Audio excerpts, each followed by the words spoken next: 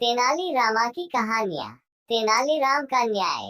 सालों पहले कृष्णदेव राय दक्षिण भारत के जाने माने विजयनगर राज्य में राज किया करते थे। उनके साम्राज्य में हर कोई खुश था। अक्सर सम्राट कृष्णदेव अपनी प्रजा के हित में फैसले लेने के लिए बुद्धिमान तेनालीराम की राय लिया करते थे। तेनालीराम का दिमाग इतना तेज था कि वो हर मुसीबत का पल भर में समाधान निकाल लेते थे। एक दिन राजा कृष्णदेव के दरबार में एक व्यक्ति रोते हुए आया। उसने कहा, महाराज, मैं नामदेव पास की ही हवेली में काम करता हूँ। मेरे मालिक ने मेरे साथ धोखा किया है। मुझे न्याय चाहिए। राजा कृष्णदेव ने उससे पूछा कि आखिर ऐसा क्या हुआ है तुम्हारे साथ। नामदेव ने राजा को बताया कि करीब 5 दिन पहले मैं अपने मालिक के साथ हवेली से पंचमुखी शिवजी के मंदिर गया था। तभी काफी तेज आंधी आने लगी। हम दोनों मंदिर के पीछे के हिस्से में कुछ देर के लिए रुक गए।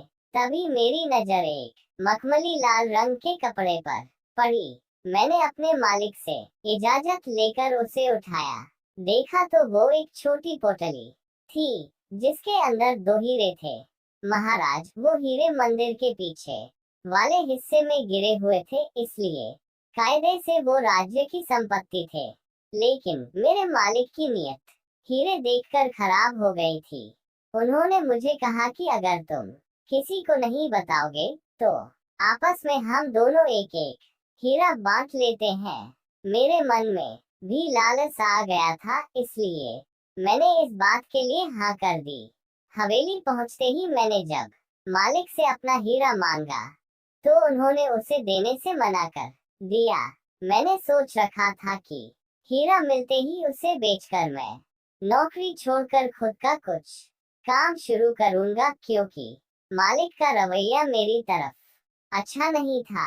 आगे नामदेव ने महाराज से दुखी आवाज में कहा कि मैंने 2 दिनों तक मालिक को मनाने की कोशिश की, लेकिन उन्होंने मुझे हीरा देने से साफ मना कर दिया है।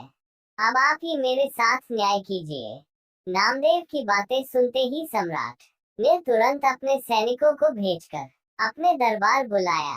उसके आते ही जब महाराज कृष्णदेव ने हीरे के बारे उससे पूछताछ शुरू की, जवाब में उनसे कहा कि ये मेरा नौकर झूठ बोल रहा है।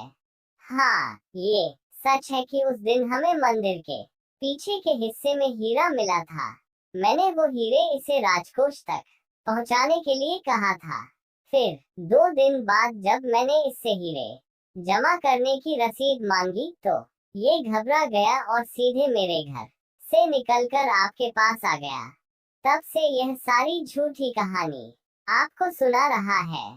तभी महाराज ने नामदेव के मालिक से पूछा कि क्या आपने इसे हीरे किसी के सामने दिए थे। नामदेव के मालिक ने कहा, हाँ महाराज, मैंने अपने 3 नौकरों के सामने इसे हीरे की पोटली दी थी। ये जानते ही राजा कृष्णदेव ने उन तीनों को बुलवाया। नौकरों ने दरबार में पहुंचते ही नामदेव के खिलाफ गवाही देते हुए कहा कि उनके मालिक ने नामदेव को हीरे उनके सामने ही दिए थे। तभी दरबार से निकलकर कुछ देर महाराज अकेले में अपने मंत्रियों से सलाह मशवरा करने लगे। सबसे पहले राजा कृष्णदेव ने कहा कि मुझे नामदेव सच्चा लगता है। उनके अन्य मंत्रियों ने कहा कि महाराज, हम उन गवाहों को नजरअंदाज नहीं कर सकते हैं। फिर राजा कृष्णदेव ने तेनालीराम की तरफ देखते हुए इशारों में पूछा कि उनका क्या कहना है। मुस्कुराते हुए तेनालीराम ने कहा कि मैं अभी सच और झूठ का पता लगा लूंगा। बस आप लोगों को कुछ देर पर्दे के पीछे बैठना होगा। राजा ने तेनालीराम की बात सुनते ही ठीक वैसा ही किया। दूसरे मंत्री भी राजा को देखते हुए पर्दे के पीछे बैठ गए। अब तेनालीराम ने पहले गवाह को बुलवाया और हीरे के बारे में पूछा। उसने वही पुराना जवाब दिया। फिर तेनालीराम ने कहा कि ये बताओ, वो हीरे कैसे दिखते थे? क्या तुम उनका आकार इस कागज में बनाकर दिखा सकते हो? उस गवाह ने कहा कि वो एक पोटली में थे, इसलिए पता नहीं कि वो कैसे दिखते थे। तेनालीराम ने पहले गवाह को वही रुकने के लिए कहकर दूसरे गवाह को बुलवाया और वही सवाल पूछा। दूसरे गवाह ने कहा, मैंने वो दोनों हीरे देखे थे। फिर उसने कुछ अजीब से चित्र बना दिए। फिर तीसरा गवाह तेनाली के सामने आया और उसने जवाब में कहा कि हीरे एक कागज में लिपटे हुए थे, इसलिए उसने उन्हें देखा नहीं। पर्दे के पीछे बैठे राजा ने तीनों गवाहों की बातें सुनी थी।